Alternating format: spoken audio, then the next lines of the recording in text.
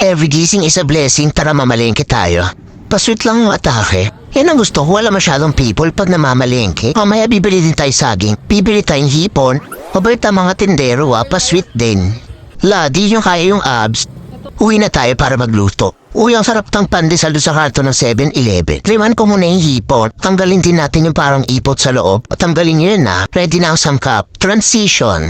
Tapos ito naman yung behind the scene ng transition. Dapat marunong ka magluto kahit basic lang. Hire ka ng katulog. What if mataray ka? Tapos tasunin ka niya. O igisa na natin to. Water, 10 pesos lang yan. Hulog niya yung dalawa na yan. Isunod ang hipon. Pamintang white or black. Basic na naman, tapos ilagay niyo ang Sprite. Igayin niyo. Ready ang mga side dish. Prepare para sa aking team. At may rice. Ayan, ganyan ko sila kamahal. Kung anong kinakain ko, dapat kinakain din nila. Gawa tayo na sauce nung natira. Tapos yung natira din Sprite. Pabilit ko na yung sinampay. Tada! 200 ng lahat yan.